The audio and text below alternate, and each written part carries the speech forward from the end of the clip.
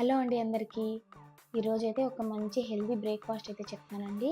Multigrain dosa ఎలా చేసుకోవాలో ఈ వీడియోలో అయితే చూడండి.